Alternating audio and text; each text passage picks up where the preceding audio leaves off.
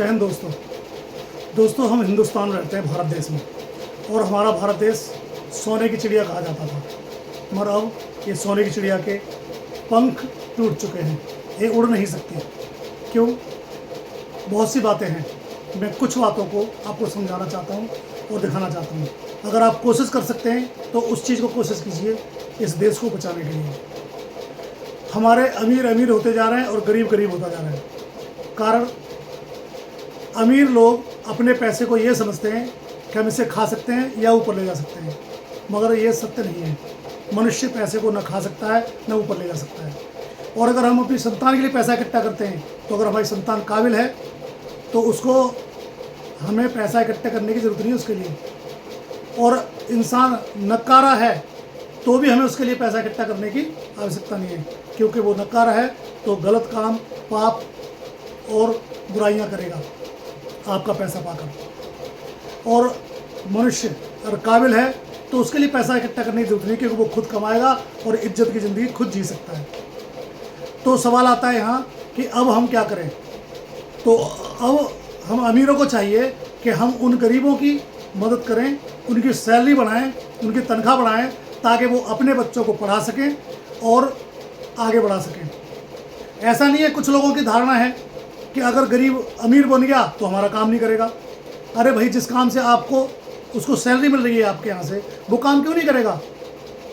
Salary देने वाली भी तो कंपनियां हैं बड़ी बड़ी, क्या वो डायरेक्ट कंपनी तो खोल नहीं लेगा ना?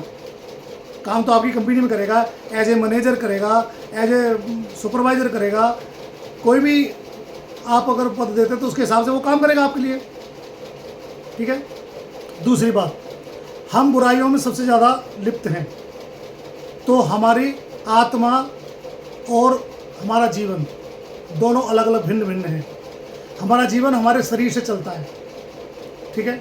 हम शरीर की अभिलाषा को पूरा करने में पाप और पुण्य का फर्क नहीं समझ पाते और हम अपने जीवन को गलत रास्तों पर ले जाते हैं।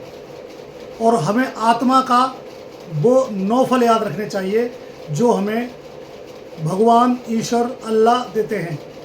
उन्होंने हमें बुद्धि और ज्ञान और शक्ति और सामर्थ्य दिया है।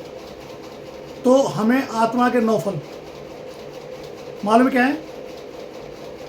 प्रेम, धीरज, भलाई, नम्रता, कृपा, संयम इत्यादि।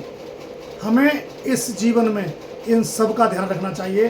अगर हम इन वचनों पर चलते हैं तो हम जीवन में बहुत कुछ अच्छा पा सकते हैं और कम से कम हम अपनी आत्मा को ईश्वर के सामने स्वर्ग में प्रवेश कर सकते हैं, ताकि हमें अगला जीवन मिल सके। या अगला जीवन हमारा इंतज़ार कर रहा है तो हम क्यों बुरे काम करें, पाप क्यों करें? व्यभिचार, चोरी, डकैती, उल्टे सीधे काम, गरीबों को सताना, ये बुराइयां क्यों करें हम? तो हमें चाहिए कि हम अच्छे कार्य करें। तो दोस्तों, अगर आप इस वीडियो को देखकर कुछ मोटिवेट होते हैं या इंसानियत आपकी जागती है तो सचमुच इंसानियत वाले काम करें। जय हिंद दोस्तों।